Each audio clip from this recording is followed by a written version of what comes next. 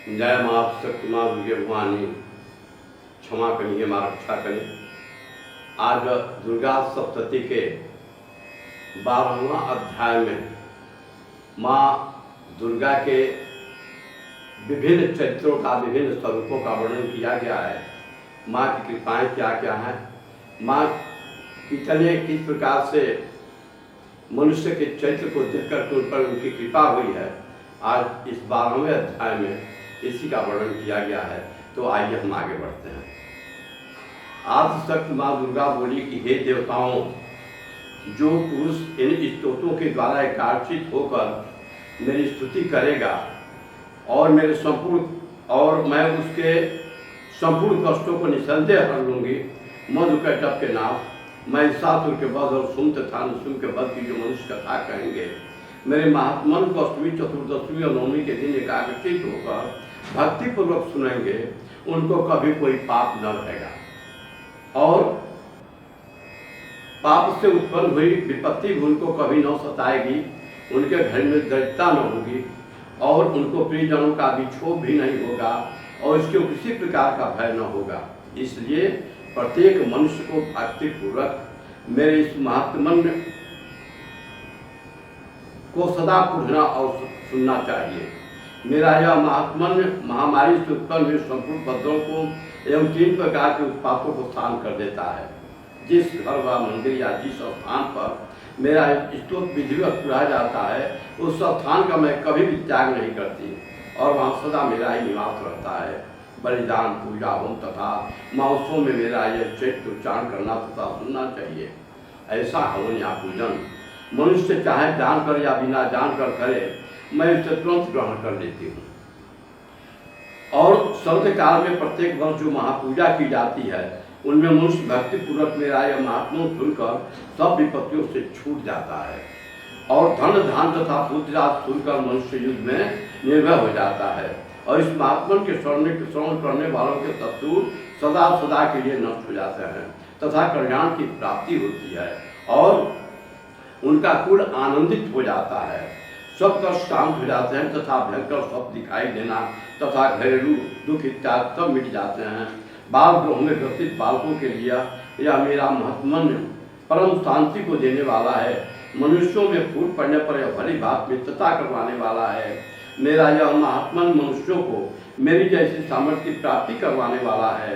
पुष्प, अर्घ, धूप, गंध, दीपक इत्यादि सामग्रियों द्वारा पूजन करने से, ब्राह्मण को भोजन करा के हवन करके, प्रतिदिन अभिषेक करके, नाना प्रकार के भोगों को अर्पण करके और प्रत्येक वर्ष दान इत्यादि करके जो मेरी आराधना की जाती है और उससे मैं वैसे ही प्रसन्न हो जाती हूँ जैसी प्रसन्न मैं चैत्र के सुनने से हो जाती हूँ।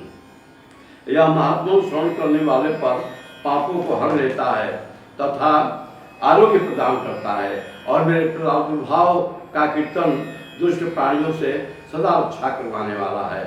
युद्ध में दुष्टों दैत्यों का संहार कराने वाला है। इनको सुनने से मनुष्य को तत्वों का भय नहीं रहता। हे देवताओं, आप जो मेरी स्तुति किया अथवा ब्रह्मा ने जो मेरी स्तुति किया है, वह मनुष्य को कल्याणकारी बुद्धि प्रदान करने वाली है। वन में, सुने मार्ग में अथवा दामनों से घिरे जाने पर, वन में चारों ओर से घिरा हुआ या शत्रुओं द्वारा पकड़ा हुआ, जंगल से सिंगरों या दागों या जंगली हाथियों द्वारा पीछा किया हुआ, राजा के क्रुद्ध हो जाने पर, नाव समुद्र में फंसा होने पर, नाव के डगमगाने पर, भयंकर युद्ध में फंसा होने पर, किसी भी प्रकार की पीड़ा से, घोर बाधाओं से दुखी हुआ मनुष्य मेरे चरित्र को स्मरण करने से संकट से मुक्त हो जाता है। मेरे प्रभाव से सिंह, चोर या शत्रु इत्यादि दूर भाग जाते हैं और पास नहीं आते। मर्ष मेधा ने कहा कि प्रचंड काल पराक्रम वाली माँ भगवती चंडिका योग कहने के पश्चात सब देवताओं के देखते देखते अंतर्ध्यान हो गई और संपूर्ण देवता अपने शत्रुओं को मारे जाने पर पहले की तरह यज्ञ भाग का उपभोग करने लगे और उनको अपने अधिकार फिर से प्राप्त हो गए तथा युद्ध में देवताओं के शत्रुओं शुंभ निशुंभ को हाथों मारे जाने पर बाकी बचे हुए राक्षस पाताल को चले गए। हे राजन, इस प्रकार माँ भगवती अंबिका नित्य हुई भी बार बार प्रकट होकर इस जगत का पालन करती है, इसको मोहित करती है और जन्म देती है और प्रार्थना कर पर समृद्धि प्रदान करती है। हे राजन, माँ भगवती महाप्रलय के समय महामारी का रूप धारण करती है और वही शुक्र ब्रह्मांड में व्याप्त है और वही माँ भगवती समय समय पर महाकाली तथा महामारी का रूप बनाती है और स्वयं अजन्मा होती हुई भी सृष्टि के रूप में प्रकट होती है और वह सनातनी देवी प्राणी का पालन करती है और वह मनुष्य के अभ्युदय के समय में घर में लक्ष्मी का रूप बनकर स्थित हो जाती है तथा भाव के समय दैत्यता बनकर विनाश का कारण बन जाती है। पुष्प धूप और गंध आदि से पूजन करके उनकी स्तुति करने से वह धन्य पुत्र देती है और धर्म सुख शुद्धि प्रदान करती है। ओम यज्ञ के चामुंडाय विचम ओम दुर्गाय नमः ओम सर्वदेवी सर्वदेवताय तुभ्यम नमः। कोट कोट मन करता नहीं माँ जो ने ना समस्त असुरन को वध करके देवताओं का कल्याण कर लिए माँ वही ना हमें समस्त दुश्मनों का नाश करके सदा हमारा रक्षा करी। कोट कोट मन करता नहीं माँ आपके चरण पर में आयल वाणी क्षमा करिए हमारा रक्षा करी क्षमा करिए हमारा रक्षा करिए आप दर्शन प्रदान करिए क्षमा करिए हमारा रक्षा करिए। ओम यज्ञ क्लीं चामुंडाय विच ओम दुर्गाय नमः ओम सर्वदेवी सर्वदेवताय तुभ्यं नमः श्री सर्वदेवी सर्वदेवताय तुभ्यं नमः श्री सर्वदेवी सर्वदेवताय तुभ्यं नमः।